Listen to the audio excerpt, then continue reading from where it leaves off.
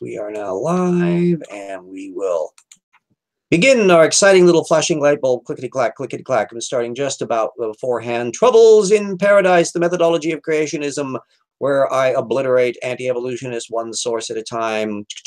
Time, tick, tick, tick, tick, tick, tick, tick. And then the wonderful opening logo there from Peter. There is my WordPress.com website so that everybody can follow up on the material. Welcome to Evolution Hour. We are now stopping sharing, and we get to see my ugly mug here. Hi, today I'm continuing the happy task of dismantling the book by Rupe and Sanford, the Contested Bones book, which was given to me as a gift for that very purpose, because somebody said, this sounds stupid. I don't have time to analyze the stupid. Oh, hi, Old Scratch. We got some more people in the room there.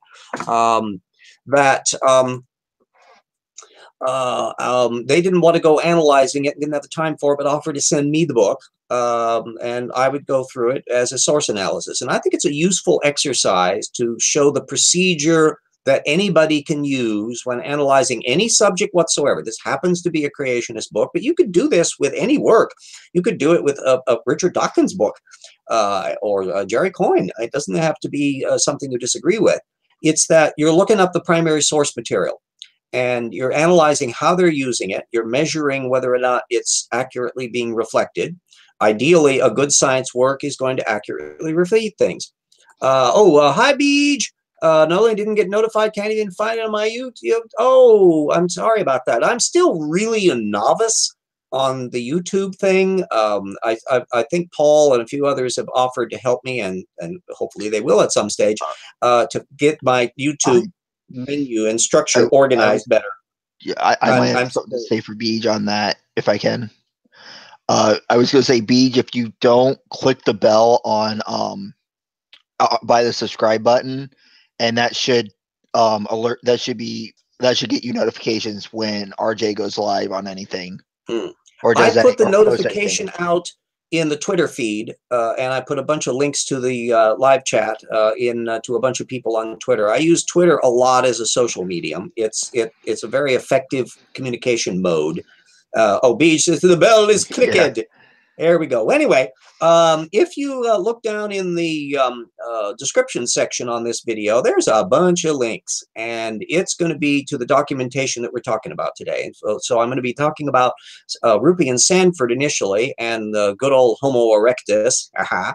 And then a little bit later on to some stuff that just came up inadvertently. Cornelius Hunter, who's an intelligent design advocate, the Discovery Institute linked to several of his recent postings. And gosh, they're stupid. And they're so bad that I just couldn't resist including them in the show. So we'll be getting to them. They get stuff on dinosaurs and on gene regulation. And because all the sources are directly accessible, everybody can follow up on it. Okay, so hi, gang in there. Hi, David. And so the first issue that's coming up is relating to that link to a secondary source from 2008. What Rupe and Sanford are arguing is that in the previous stuff was that Neanderthals are just deformed, weird human beings without a chin, and Homo erectus is just a weird, unusual human being. That they're all just people. And of course, from an evolutionary perspective, if humans have emerged from Homo erectus as a population group of previous species, Homo erectus has got to be really similar to Homo sapiens, because speciation does not involve gigantic saltational leaps. It involves a spectrum of change. And so what was clear once they found the Turkana boy and other examples of fossils from Homo erectus where they have more data to work with, it was clear that from the neck down, Homo erectus is very similar to human anatomy. They're almost completely bipedal. They've got some variations in details, but overall, it's a very human anatomy, which you would expect if they're the immediate precursor species. Now, from the neck up, there's more variation involved than what we find with their descendant and cousins, the Neanderthals, and us. And they haven't gotten to the skull part yet. But the neat little thing that I put up about this paper, is just a generic material from 2008 at this Human Evolution Institute thing. It's not even referenced. It's a perfectly fine little science discussion. But what's fun about it is they quote mined it for just one little blip, how generally human the let's see, how exactly did they phrase it in here? I think it was as the way they put it, where they said they note that aside from being more heavily built in every other respect, they share, quote, striking similarities, unquote, with modern Homo sapiens. And that's all they did it for. Well, that could be thought of as a quote mine, but no, I put it in my spreadsheet analysis as a blue, which is error.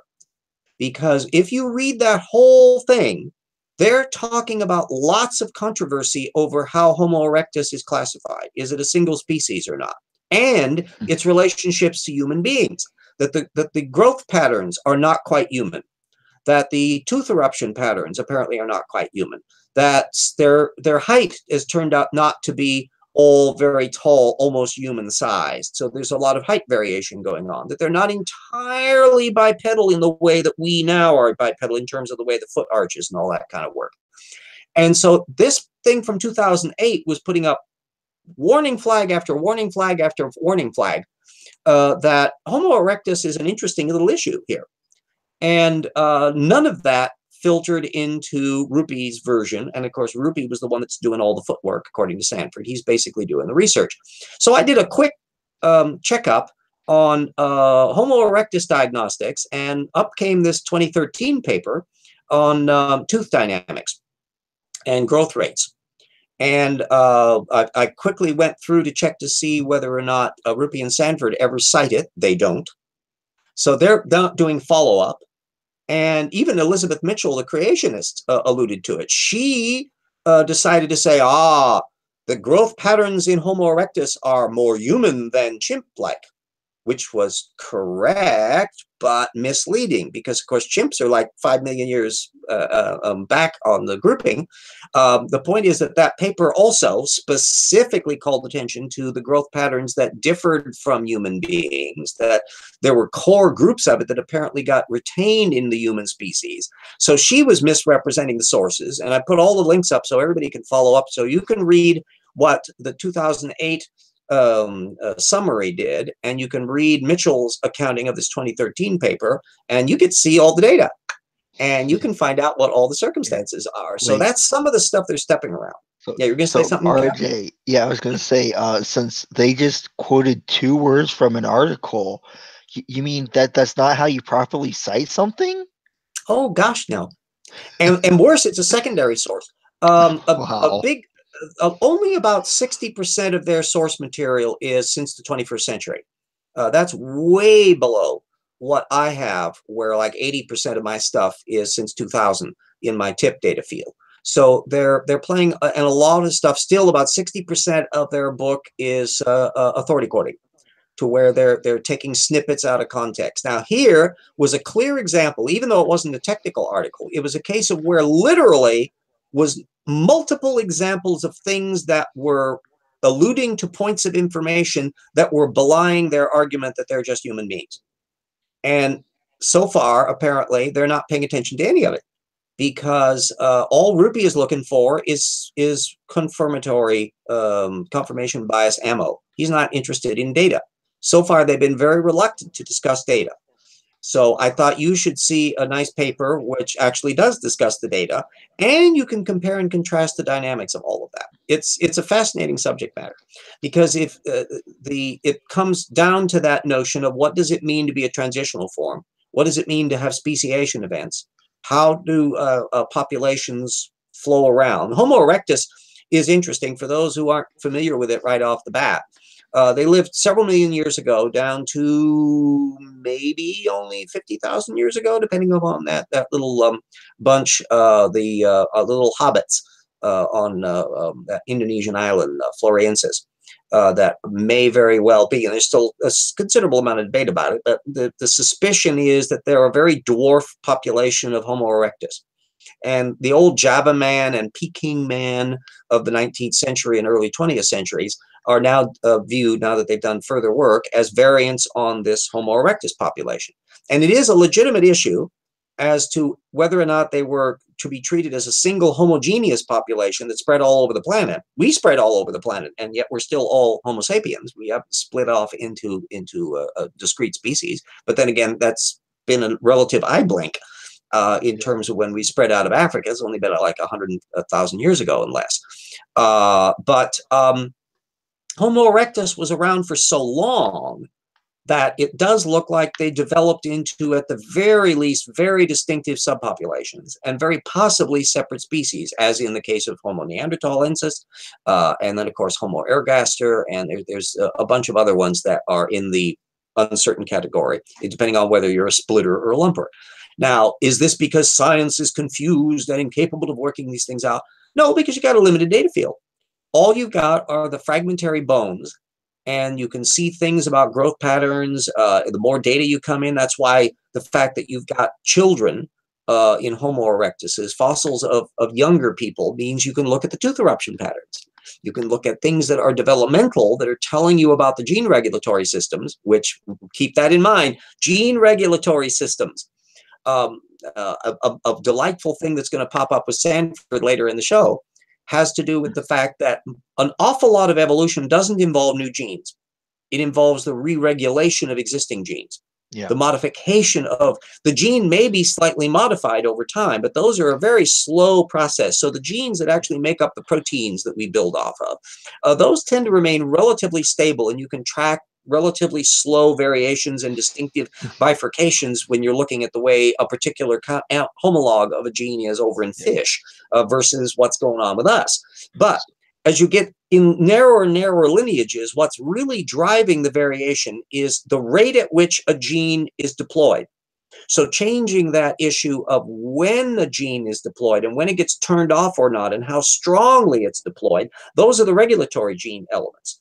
And a mutation there will alter the rate at which the parent gene is being deployed, and therefore change the dynamic of the form, change the size of a bone, change the way the muscles are attached to the bone, because all those are interconnected. And so if you're, say, an animal that's developing a more habitual bipedal gait, you're going to be seeing the changes not in the structural genes, but in the deployment of the genes, the regulatory systems. So RJ, you mean to tell me that, information just doesn't spring up out of nowhere? It's just re-regulated information? Do you mean the creationists lied to me? Oh, well, let's just be charitable, that they don't know half the data field, that they look at very narrowly. That, of course, the information is like a crucifix with a vampire. They think it's the ultimate killer word. Oh, there's information. Well, but, there was a creationist I was just jousting with on Twitter today, where a very typical young Earth creationist, they haven't studied a damn thing. They were insisting Neanderthals didn't exist at all, and the human being. Oh, yeah, it's a hilarious one, and it's been very not forthcoming on sources. But their notions about how speciation works and how genetic information operates, they have no clue about. He offered this, says, you don't see buildings materializing out of nowhere. And I go, well, I don't see buildings replicating either. That it's a bad analogy. That the moment you have a replicating organism that can mutate, now you have Darwinian selection going on. You can't avoid it. Even if it was designed, it couldn't avoid it. Because at the moment that it's left on its own devices and can mutate, and heritable mutations can occur, you have the possibility for speciation and deems, various population distributions, and you have possibilities for developmental changes and heterochrony, and which is referring to the pacing at which genes are deployed in time. And you then got a neoteny, which is another word. Everyone, I should type that into the thing here. I'm going to pay attention to what everybody's been saying in the live chat here in a moment. But that's a really important word. I learned that from Stephen Jay Gould, and everyone should be aware of it. Neoteny involves differential. Professor. Yeah, well, he wasn't really a Marxist. He was leftist, I was to be fair. Referencing Kit Hovind there. Yeah, well, everybody's a Marxist to him. I think Attila the Hun would be a Marxist to Kent Hovind. Brian Stevens points out physiological differences would naturally imply psychological differences, thus maybe not even people. That's a really fabulous issue, Brian, because one of the things that we do have a window on is the fact that Homo erectus made a lot of tools. And to recreate those tools, there's a whole subdiscipline that I probably want to do a whole show on one of these days when I get all the information pulled together on it. But the people that recreate ancient tools are opening a window on the mind that made them. Because it turns out that to make some of these very primitive tools still involves a lot of planning. You have to choose the right piece of flint. You have to look at the piece of flint and try to figure out where you want to strike it, because you want to get just the thing. Because these things that they for a long time thought were like chopping stones are actually the things they chop the flint off of. And so they're basically the raw material thing, and then they would be thrown away after you were done with it. But it turns out that in order to make a really good flint tool, you have to envisage what the thing is when you're going to it's like diamond cutting. You've got to figure out just the right spot, boom, to be able to chop it off at the right thing. And that suggests, too, that how do you teach that skill to your kids? And do you have to have a certain amount of language to be able to do that? Do you have to be able to convey experience and memory? So there's a whole bunch of inferential things about maybe how far back language developed and how it related to tool usage that we can't get to because we can't jump in the time machine and look at Australopithecines, or rather Homo erectus, since Australopithecines didn't do the tools.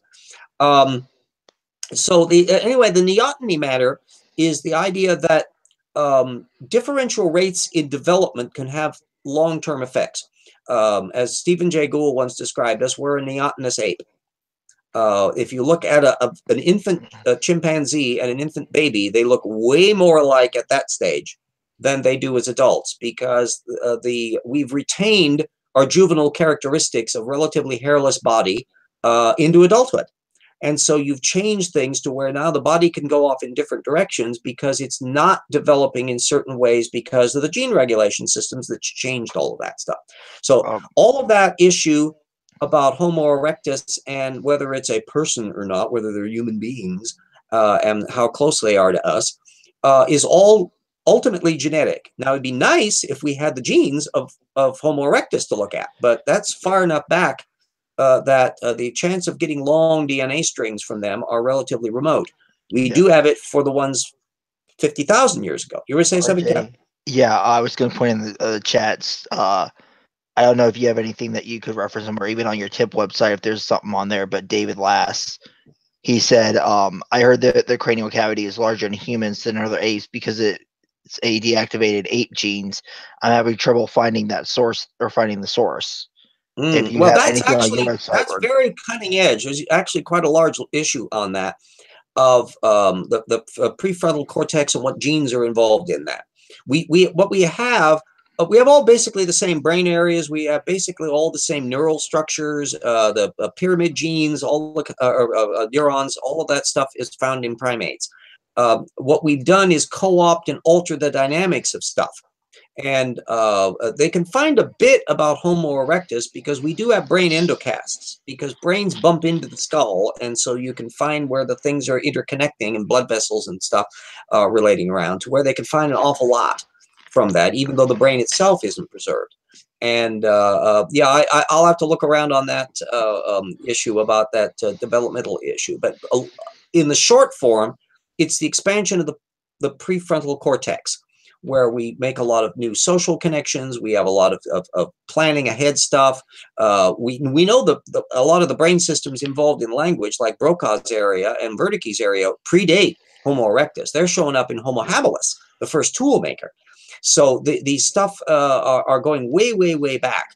There's some indication that would be because the modern larynx is only really forming quite late in the game, that if you do have speech, you don't necessarily have the same vocal range, that Neanderthals have a slightly different larynx. And so they probably couldn't form certain vowels and other things that wouldn't be in their repertoire. But it doesn't mean they didn't have grammatical language. And that issue about the grammatical language stuff, there's a link in there. I'm going to have to... separation of man and ape down to gene expression. Okay, I'll have to definitely read over that.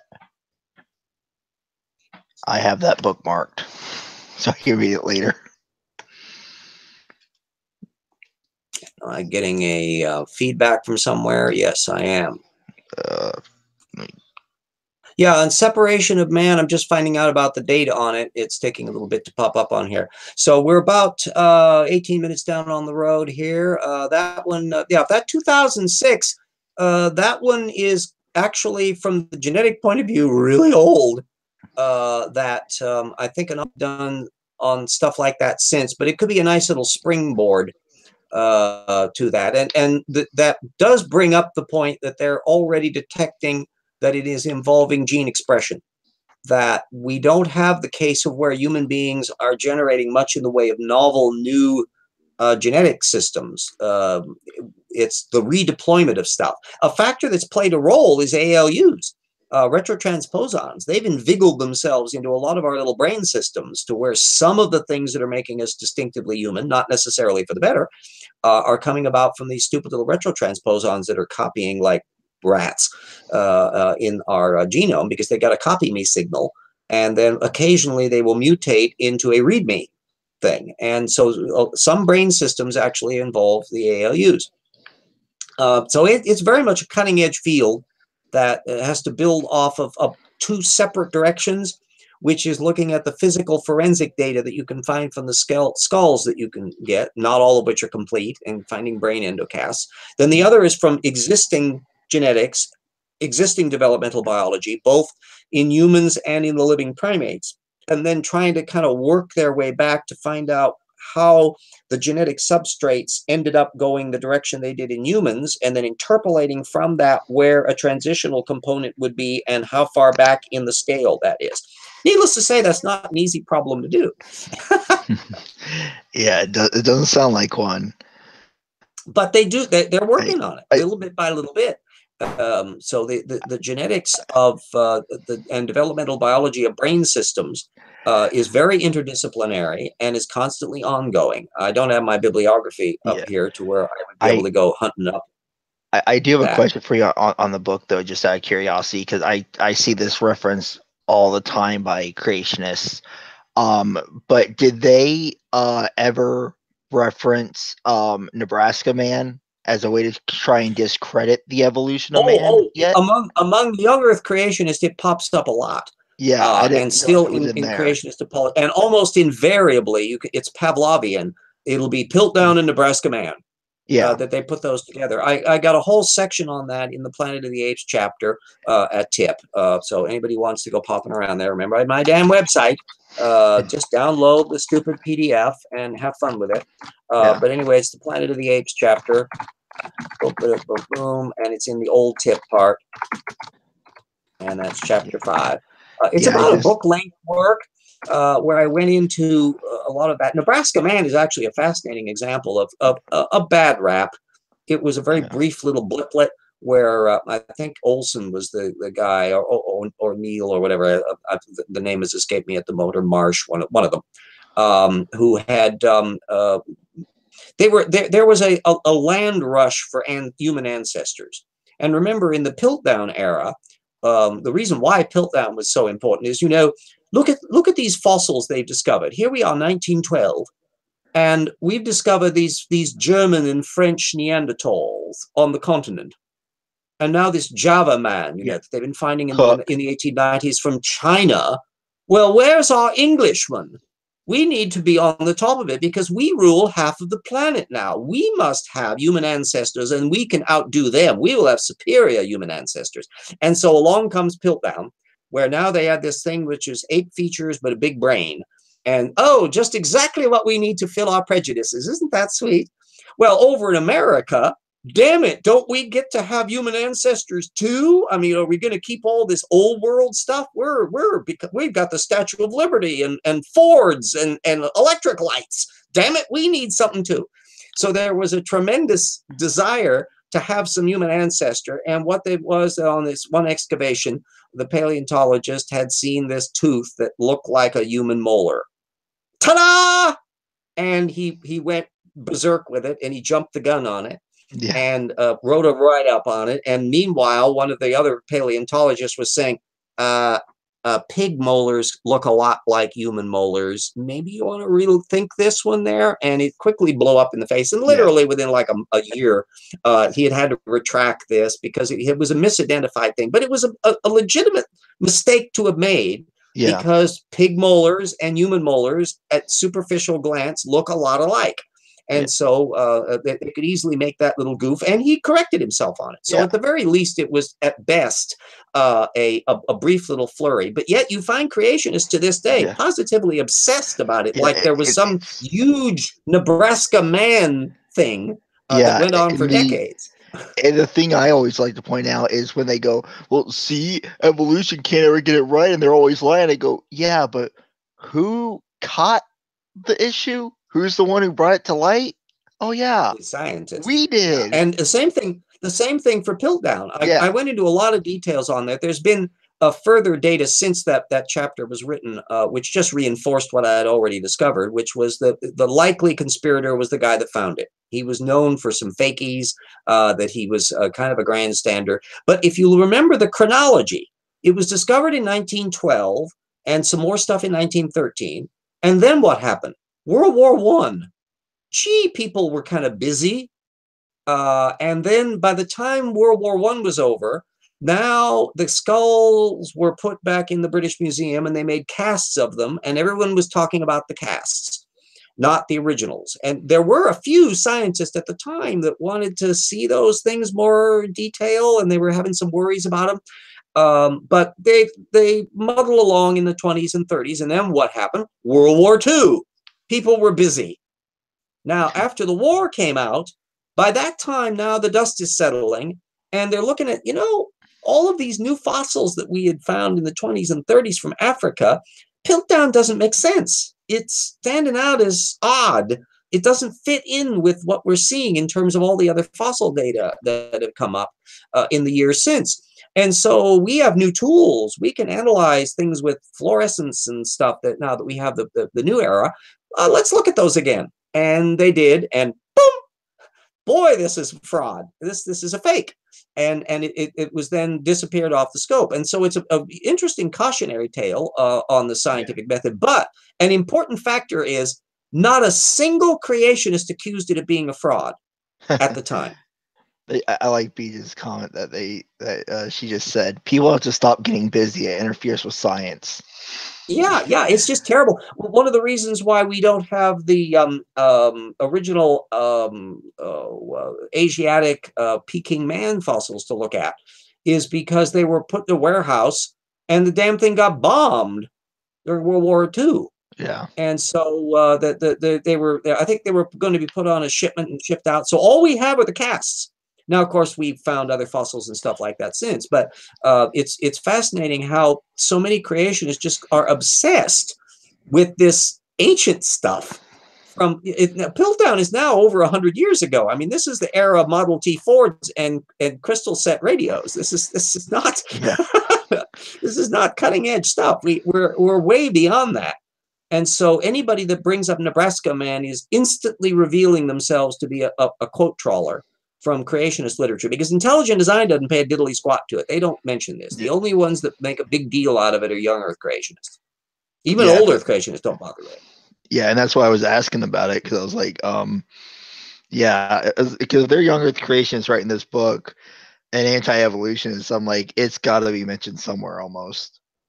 Yeah. Old Scratch, they said creationists make a genetic fallacy saying that because there were a couple fakes that none of it is real. And in fact, about the only example you can find of a faked up fossil in the modern era, again, doesn't help the creationist case any, and that's Archaeoraptor. That was put up, that was a possible transitional form, and it was highly revealing. This came up in 1999, and Jonathan Wells, the little jerk from the Discovery Institute, calls it the Piltdown bird. And it still shows up in apologetics because they copy all of this stuff. But Archaeoraptor, it was very revealing that neither science nor nature was willing to print a paper on it. They were suspicious of it. And National Geographic jumped off the gangplank on their own with it, and they made it a cover piece and all that. And then instantly the shit hit the fan. all the one Storrs Olson over at the Smithsonian, who doesn't like the idea of birds and being dinosaurs anyway, was just primed to jump on it. And he pointed out that it looked like it was a chimera, where somebody had faked up 2 fossils, put them together as if they were a single fossil. And within months, the shit was now cleaned up, and they now knew exactly what the mess was, and they put a retraction up and saying, mea culpa, we were bad.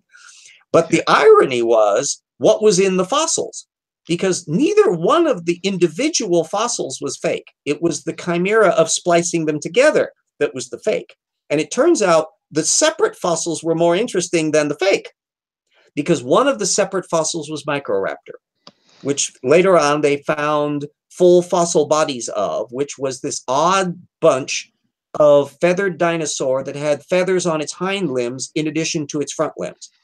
And so it's this fascinating little side issue. So it's actually of more relevance for the transitional form and the diversity of feathered dinosaurs in the multiple development of flight during the Mesozoic than Archaeoraptor was. You don't need Archaeoraptor. Microraptor is much more fun. RJ, why must you bring up facts on this show? I mean, don't you know you're just supposed to believe the Bible and God and all the young earth creationists and accept it at that?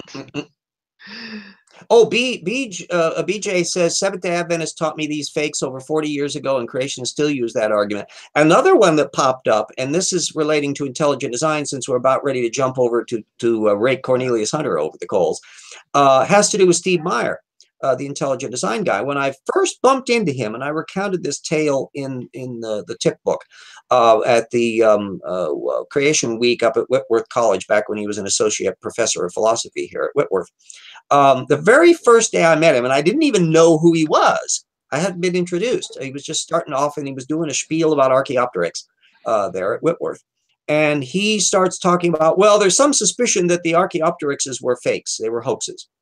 And I put my hand up right away and said, that's been debunked back in the 1980s.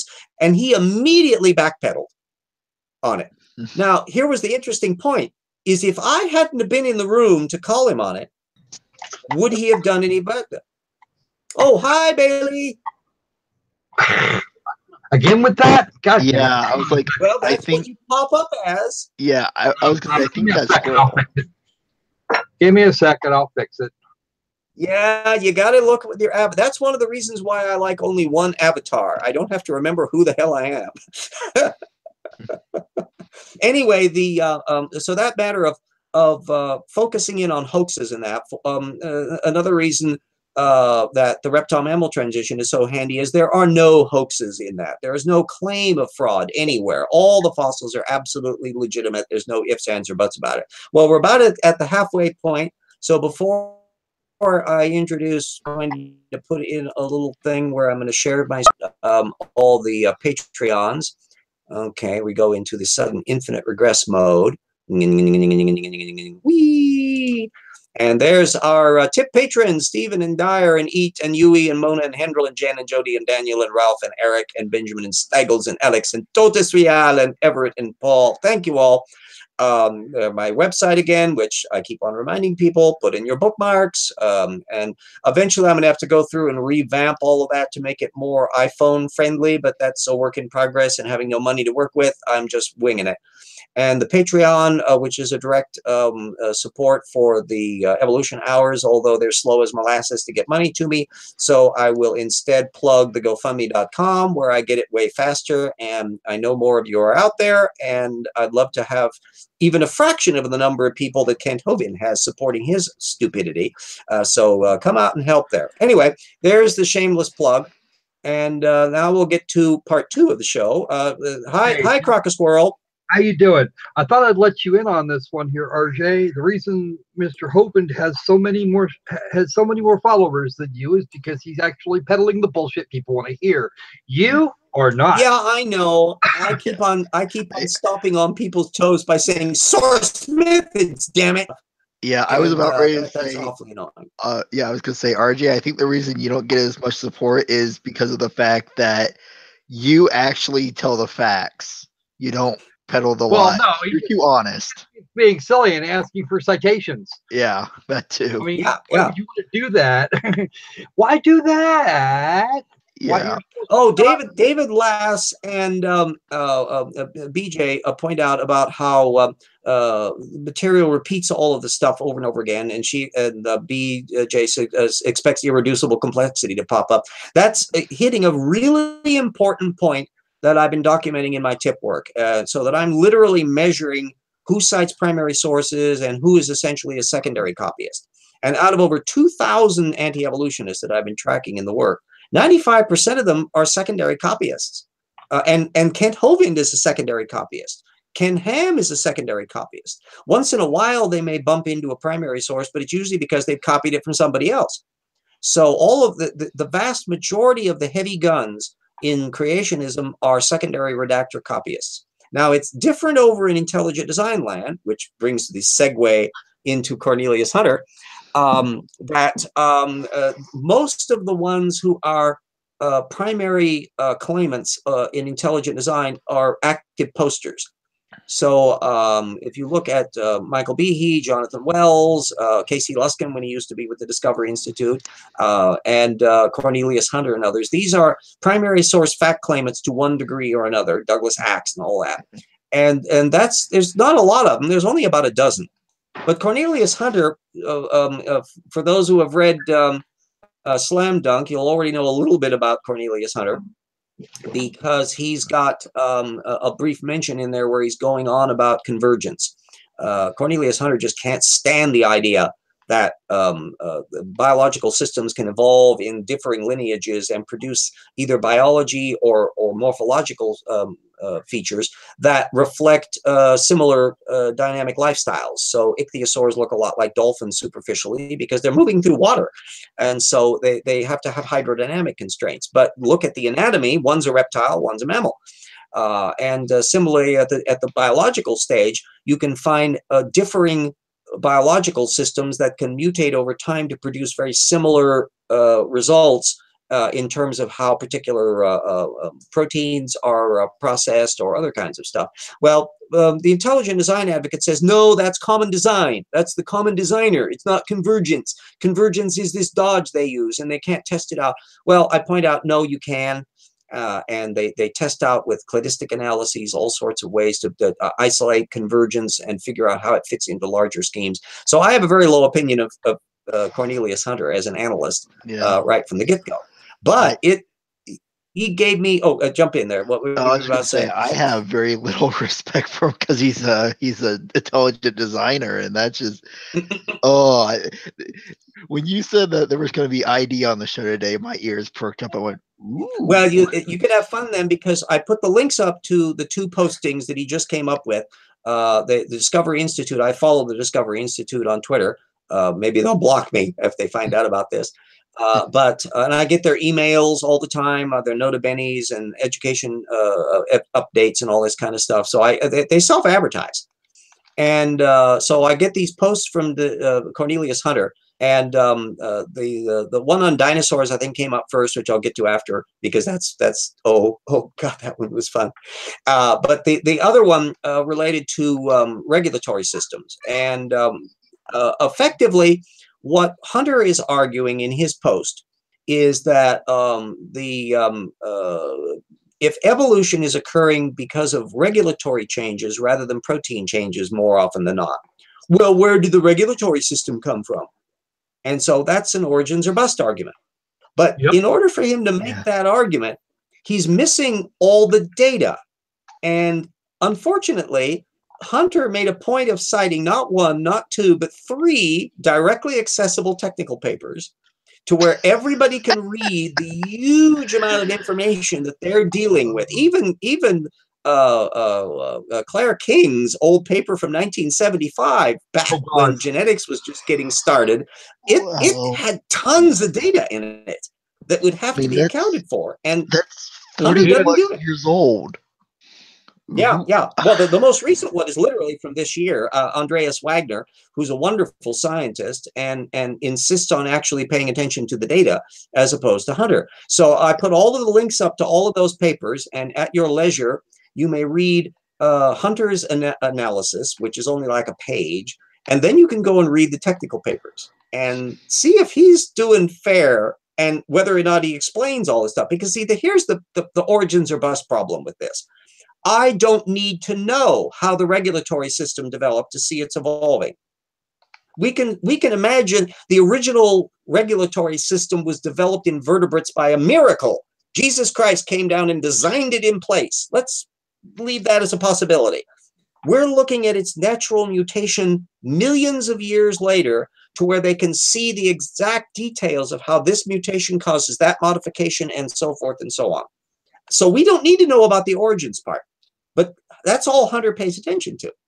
Now, it gets even funner with the dinosaur one, because he's on my turf. I love dinosaurs. I've been studying dinosaurs for decades. I study dinosaurs independent of the TIP project. Nothing stops me from wanting to know more about dinosaurs. I have collections of them downstairs, of the models and things, and I have a vast amount of interest in the subject. So there's a brand new paper out which talks about the proliferation of dinosaurs in the Triassic.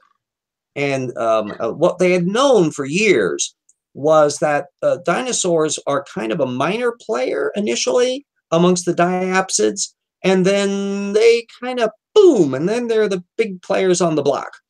And what this paper has done is confirm that there was a rapid proliferation of dinosaurs that start taking over the field. Now, here is where Hunter jumps the shark. You can read his analysis up there, where basically says there's not enough time for this to have taken place, this vast proliferation. I think he doesn't. Oh, yeah, jump in there, Croc Squirrel. There was plenty of time for that. Mr. Hunter, as a whole, is entirely short-sighted. When you've got a few million years to play with, then generally speaking, you can get almost anything done. But it's worse than that. It's worse than that because it involves the fact that he has no map of time in his head. Isn't that what the man said? Well, the thing was, he, I think, doesn't understand what has happened. He is thinking that dinosaur taxa suddenly proliferated during the Triassic. So is he thinking sauropods and triceratops and tyrannosaurs all are popping up in this big diversification?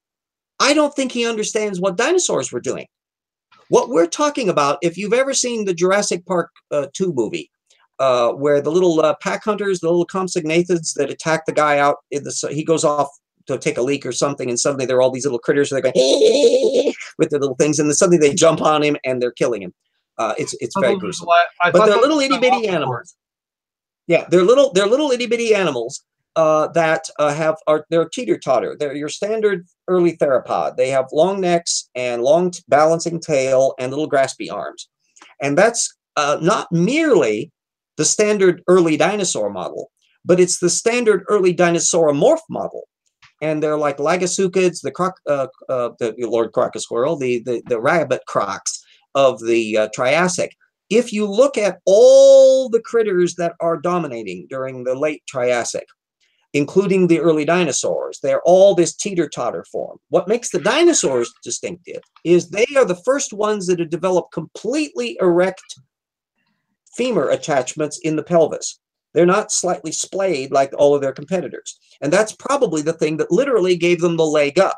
They're more agile. They have a better balance, a procedure that went on. And so what happened is these little dinosaur forms that had a bunch of competitors that looked a lot like them, the true dinosaurs take off and very quickly proliferate.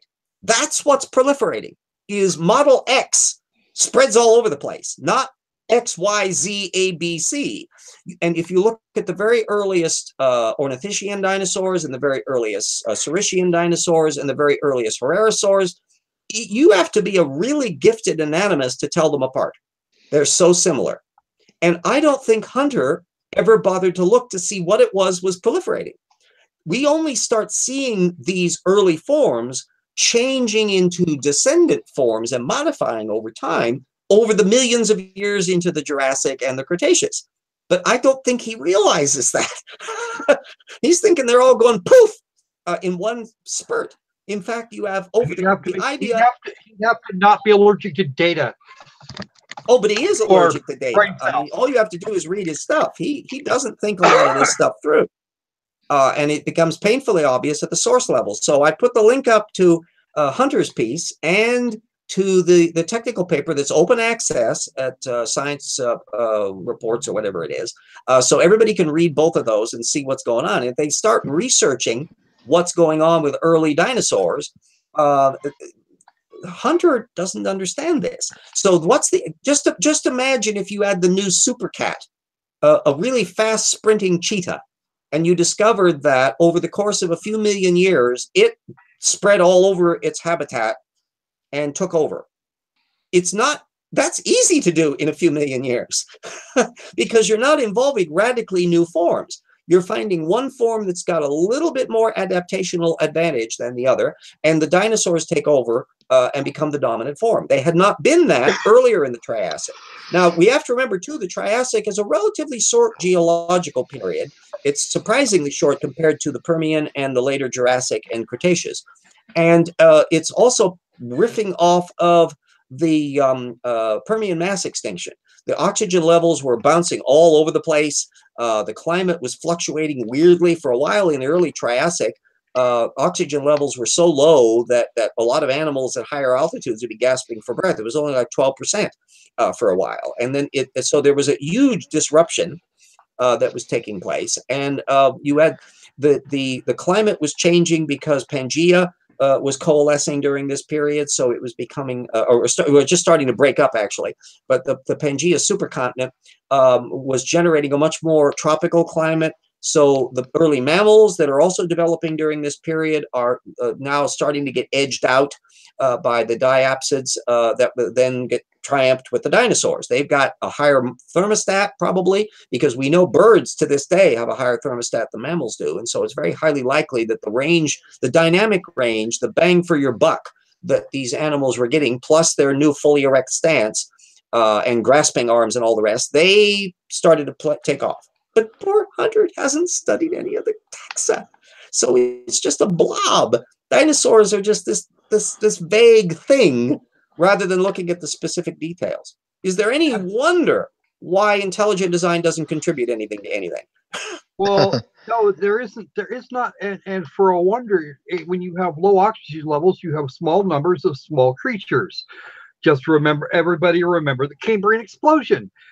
Lots of oxygen started getting dissolved in the water, and everything went boom.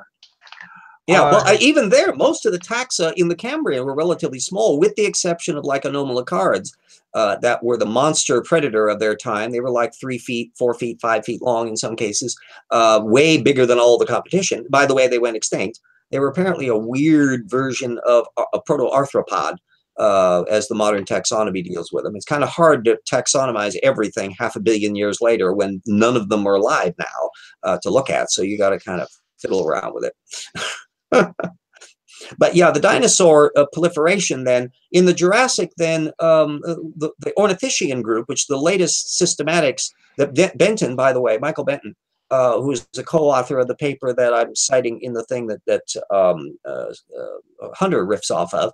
He's also was involved in the new analysis that puts the Herrerasaurs next to Ornithischians. So the idea that the sauropod group of lizard hip dinosaurs are very possibly a separate branch that branched off relatively early. And so the theropod branch of the lizard hip dinosaurs are actually a fissioning group coming off of this Herrerasaur line that splits off to form the Ornithischians. But independent of whether or not that pans out, you got the fact that the Herrerasaurs, which are kind of almost Saurischian lizard hips, they're kind of mixtures of the two, those eventually fade out completely. And the Ornithischian bunch begin to proliferate more in the Jurassic period. They're certainly very rare in the Triassic. The standard theropod types are the dominant group, and they continue to be dominant groups. And the Saurischians with the line that's involving the sauropods, you see them starting out like dog-sized critters. If you imagine a shrunk-down brontosaurus that's about the size of a dog, And then eventually it reaches the point when you got cow-sized things, the plateosaurs, and then you find larger ones that start proliferating all through the Jurassic. And it's probably related to gut microbia. And also the diet that they had. They had very simple rake-like teeth, and they had an awful lot of plants to work with. So there was a tremendous incentive. If you have a longer neck, you can forage at higher levels while the babies are foraging down below.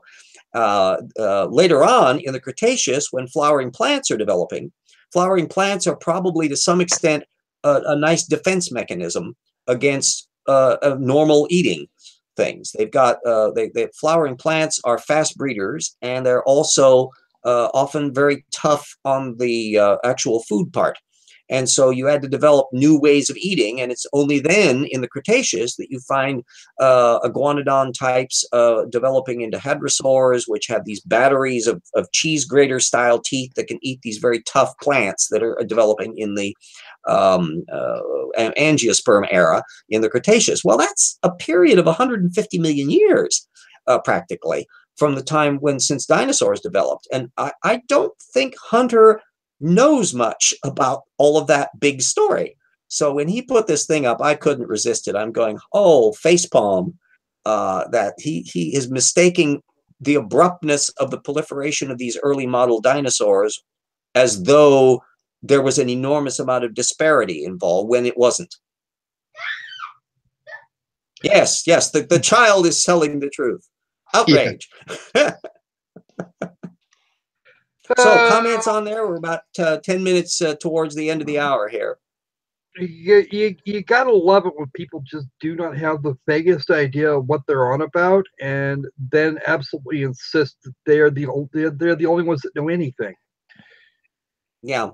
The irony is, even though Cornelius Hunter has way more credentials than the little creationist that I encountered on Twitter today, who was insisting Neanderthal didn't exist, and he can disprove evolution by pointing out the buildings don't materialize out of nowhere. Hunter, structurally, in terms of his distance from the data field, is just as bad as that guy. Well, I'm not sure what Hunter's credentials actually are, but if he's got proper credentials... I think he's a medical doctor. Okay. He's a medical doctor, and he does cite some technical literature now and then, although not a lot. He's not a heavy gun compared to, say, Douglas Axe or Jeffrey Tompkins over in Creation Science Land that are much heavily festooned with arguments and experiments to boot. So Hunter is a slightly credentialed secondary apologist who bumps into technical literature occasionally, like he just did here with these two postings, but it's not helping his case any. Why would it? Well, they can't. There's the other thing that's so revealing, is that in both of those postings, we never find out what he thinks. Okay, you don't like evolution's abrupt appearance of the dinosaurs, supposedly. What do you think happened, Cornelius? How many design events involved? Are there separate design events, separate designers? Are the ornithischians and saurischians and herosaurs designed by separate designers or not? Or it's the same designer that did Anomalocaris from the Cambrian? We don't know what it is he thinks happened, because he doesn't know what he thinks happened. He only knows what he doesn't want, which is Darwinism, natural selection, natural evolution. Ooh, bad. Ooh, terrible. Not what his design model is. RJ, if you ask me, you look at the actual biology of most life forms today, and you have to wonder how big the committee was. Oh gosh, yes. Yeah, that's the designer argument's rather fascinating, because one of the things I've been spotting is their truncated imagination. On the one hand, intelligent designers, young Earth creationists don't bother because they just say it's God. But intelligent designers don't claim it's necessarily God. It's wink, wink, nudge, nudge, some designer, but maybe one with theological things. And by the way, almost all of our meetings are at churches, but let's not think it has religion or anything to do with it. But anyway, theoretically, they would have to deal with the fact, how many designers were there? If they are not presupposing a particular religious frame or a particular set of designer concepts, they should have that as an option. So what makes them think that the designer of the Ediacara palm fronds and which may or may not be animals at all. And the designer of the anomalocarids and bug brigade that's popping up in the Cambrian, and then the designers of dinosaurs and pterosaurs and bats and whales and fiddler crabs, that they're all the same designer. Well, they would have to be, or you wouldn't be allowed to, or you wouldn't be allowed in a proper church. You see, it all has to be the same designer because reasons that make it more palatable to the folks that are to the folks that are paying the bills. Yep. Ooh, David Last gave me a plug. When it comes to expertise, most of things we know are known in the sense of the layman. You really need to go above and beyond if you want to walk toe-to-toe with the experts. Parentheses, evolution, slam dunk. My book.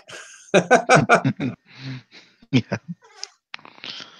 I'm hoping more people can get involved in doing, I'm happy to write as many of them as I can, and I will.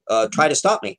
But the fact is that there should be lots more in this area. And even the people who have done technical work in the field have not taken the vice approach that I do in relation to evolution slam dunk, which is one, you want to have the data field, and two, you want to look at how the anti-evolutionist approaches or not the data field. And between those 2 points, you can squeeze the creationist to bits. Because you can show what the data field that they need to account for, and you can see them not accounting for it, either in terms of offering cogent criticism of the evolutionary framework, or worse, what's their explanation? So the reptile-mammal transition is the slam dunk, but you can do, in principle, the same thing with the Cambrian explosion. You can do it with birds. You can do it with whales, and others. I don't hit it first.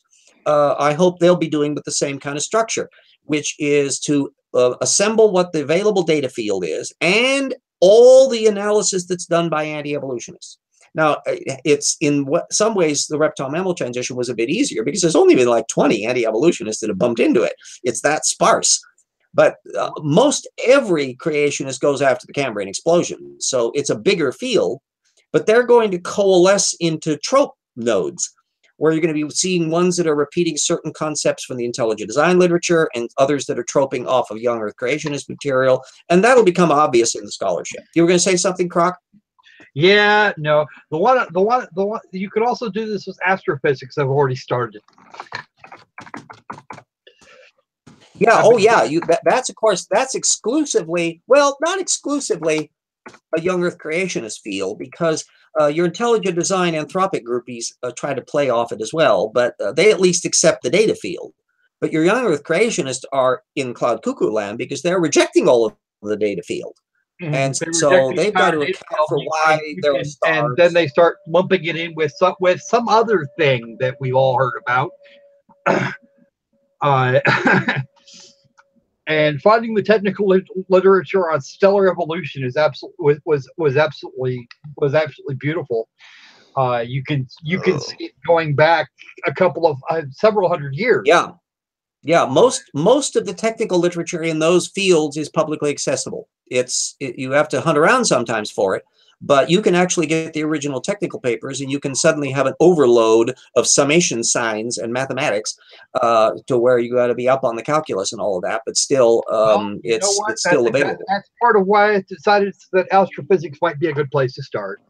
Yeah, because then, it's a field that you know well, and then you can explain to the layperson what the jargon means, and then you can navigate them through the field of the stupid to show how the creationist is misrepresenting the so. One thing that would be a whole chapter, I can imagine it, is the goalpost moving. The squeaky sound of the creationists having to constantly change their parameters to accommodate the new discoveries that they have a devil of a time dealing with, because they got to somehow have the universe visible as we see it, and yet it's got to be young.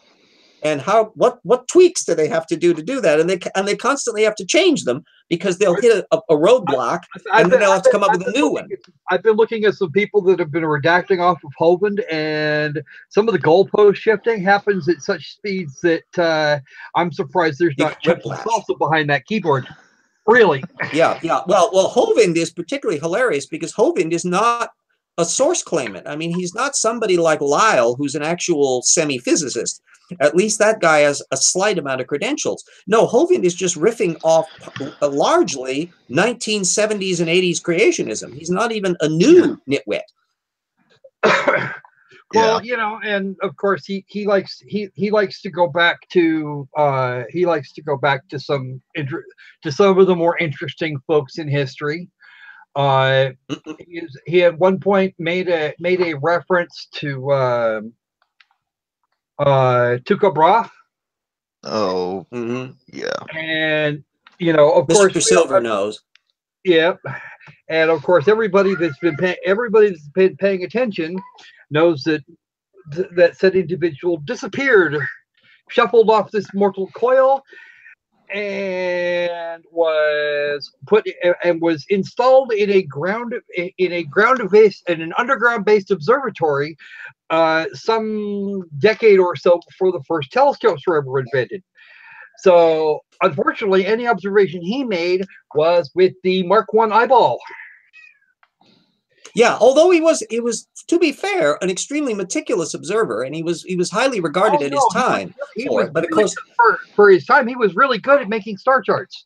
But unfortunately, everything else that followed from that became irrelevant with the telescope. And so by the time you get down to Laplace, when they've got way more, and then of course when you hit the golden age in the 19th and 20th centuries, when they start making really big telescopes with extreme accuracy, then all of that's just moot. Yeah. No, I've got some other folks that I want that I'm working from in those terms. We have our little buddy Bobson Dennis. That guy's a riot. Yeah, well, I always want to taxonomize in terms of dynamics. When I did Slam Dunk, I went through and cataloged all the various people that brought up the reptile-mammal transition, so it would be comprehensive. It means that when you read a book that's structured like this, you literally know all the counterexamples. You know all of the gang, not just a peripheral one. And then I went through it essentially chronologically, where I was starting off with the earliest ones, which functionally is Duane Gish, and then ending with the most recent one, which is Michael Denton in 2016. And what you see then is a tracking of how they're evading different subsets of information. And the irony that pops up is that I've been describing intelligent design as creationism light, all the ideology with even less fact. And in the reptile-mammal transition, it's literally true, because all of the ones who actually tried to discuss some of the technical literature are young Earth creationists, not the intelligent design gang. What's wrong with this picture? Quite a bit. Yeah, when you've got yeks that are doing more work than the so-called scientists, somewhere there's a problem. Yeah. Oh, yeah. Andrew Snelling. Oh boy, it was exhausting. I'd gone through last September when I was over to my niece's for my birthday, and I was spending my side time researching the technical papers in a couple of Andrew Snelling papers. One he did on his own, one he did with Woodmarapp and that back in the 1990s. And oh lordy, it's just a pile up of technical citations. I mean, it's dozens and dozens and dozens and dozens of them. And so it took me. I tracked down. The vast majority of them were available full text so that I could look into them. And then I'm just now plugging them into my reference bibliography. And boy, it's time consuming, because when I do that as well, I do some follow-up research as well, especially with older material or particular deposits and particular phenomenon. I encounter stuff that I wasn't even looking for and adding into the system as well.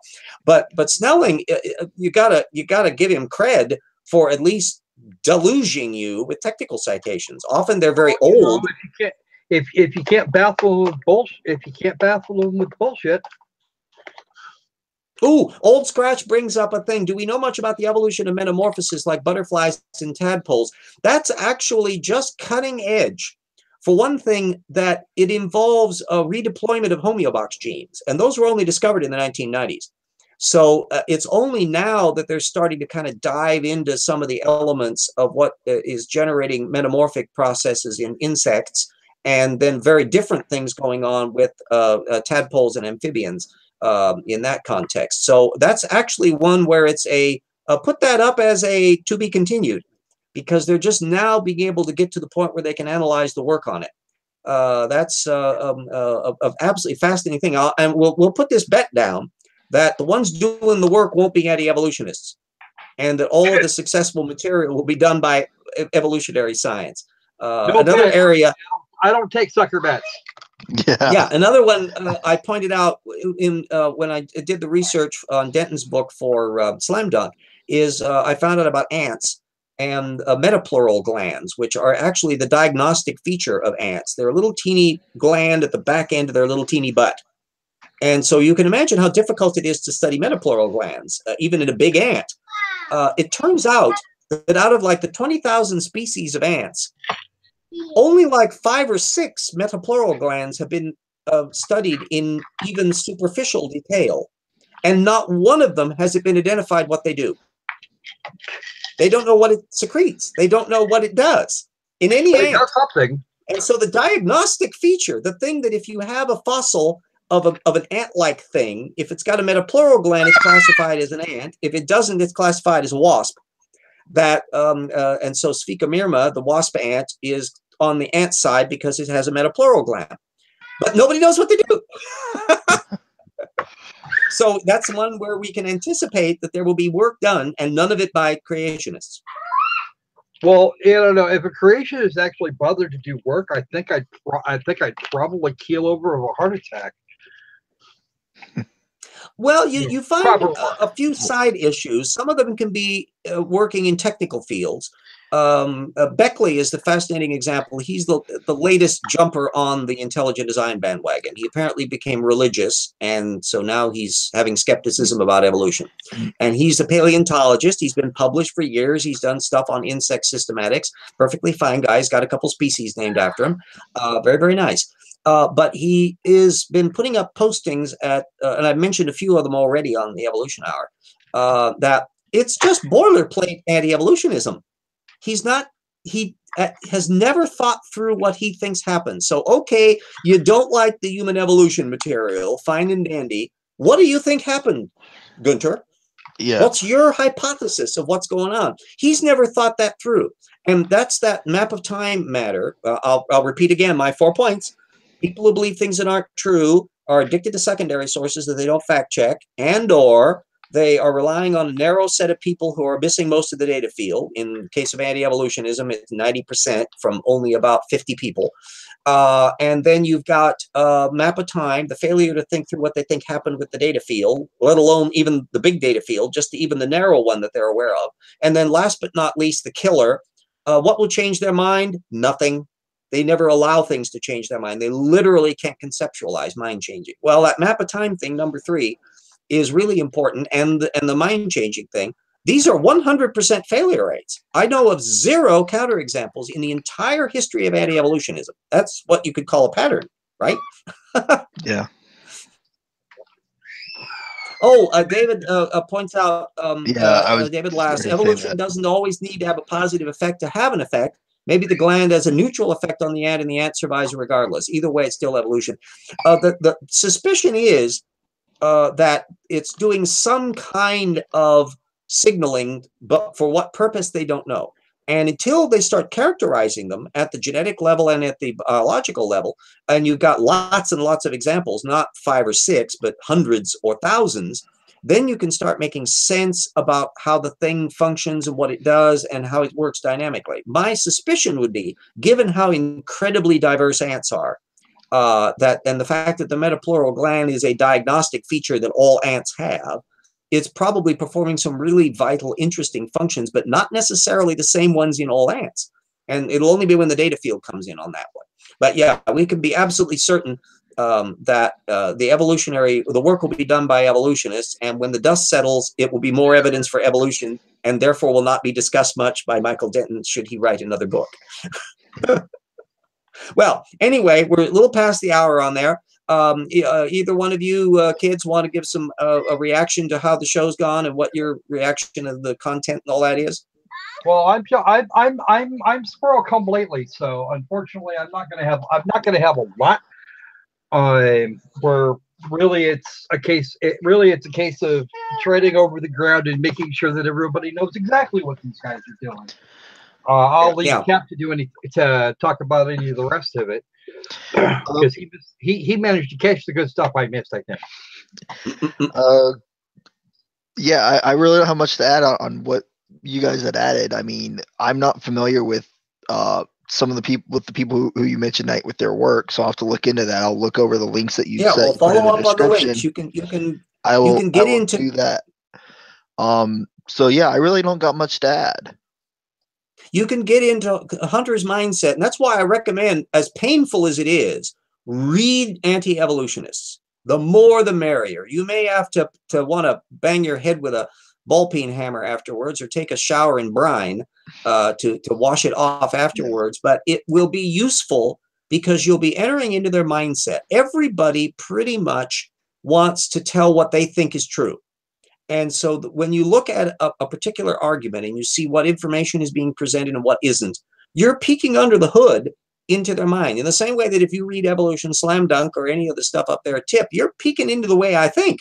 You can see how I'm constructing arguments. How you can see my snotty sense of humor at times. You can see what kind of stuff interests me and what I digress on and all the rest. And that's telling you about how I think. Well, you can do the same thing with anti-evolution. Same thing with Elizabeth Mitchell. That you can see how skilled she is. She's the young Earth creationist that referred to that 2013 paper that somehow Rupe managed to miss. That how cherry picky she is on what she wants to mention out of it.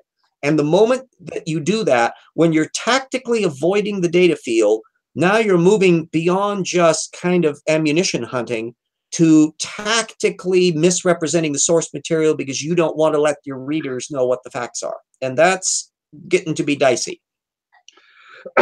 Well, it's entirely dishonest regardless of what you do. But I'll tell you right now, RJ, try and read Sun Genis sometime. I'm telling you. Oh man, I may have bumped into him already. Has he written some articles and online stuff? I found several YouTube videos of him speaking. How's that? See, I don't deal with a lot of YouTube videos. YouTube videos typically have relatively low data content. He does that. Oh, actually, no. These are talks that he. How do you spell his name? SUNGENIS. GENIS. Sun Genis. It sounds vaguely familiar. I'll have to check to see because I have to cut my bandwidth down. I shut down my word processor and I shut down a lot of the other stuff, so I'm not fiddling around in here. Otherwise, I get feedback. What is the geocentrist? Well, breathing geocentric. We can predict he is very politically conservative. He might be a Protestant or he might be a Catholic. There's ones in both. And he's probably a young Earth creationist at the same time, and probably voted for Donald Trump. Is any of that verified by what your experience has been with him? I didn't dig that deep into the man, but I will tell you now that he's got a very scientific manner of saying absolutely nothing at all, or at least nothing. Well, yeah, a lot of them can do that, but politically, I have a section. I think it's in Tip 1.7. Anyone can go either to the website, the main website, or it's also at the little mirror site that has shorter forms. We were testing out the idea of having more iPad-friendly things at tortucan.com. But anyway, Tip 1.7 on the modern intelligent design movement has a whole section on the 1999 Kansas standards. And it was written by Tom Willis, who is okay with geocentrism. And so I have a little section in there on the geocentrics. And they are, as far as I could tell, typically are from the hyper-conservative branch of creationism. I mean, these are people that make John Birch Society people sound liberal. Is a 1955 vintage traditionalist Catholic, known for apologetics and other such things. He is actually, believe it or not, he is actually a doctor. But he's not a doctor for which in the thing for which he speaks. He's actually got I believe he's got a doctorate of theology or something. Not so. This is Sun Genis there. So yeah, that would be consistent. The name does ring a bell, and I'll check on that. So I think I've got some stuff in the bibliography on him because I bump into that. Geocentrics are relevant in a way flat earthers aren't. We're about ready to call up the show here because we're already spilled. He got a Master's of Arts in Theology from Westminster Theological Seminary, and a PhD in religious studies from Calamus International University, which is not accredited. Yeah, so one of these marvelous people with a fake PhD after that. Well, I'm a pathetic wretch with just a BA in history, but I think I do pretty well with it. Hell, I don't even have that.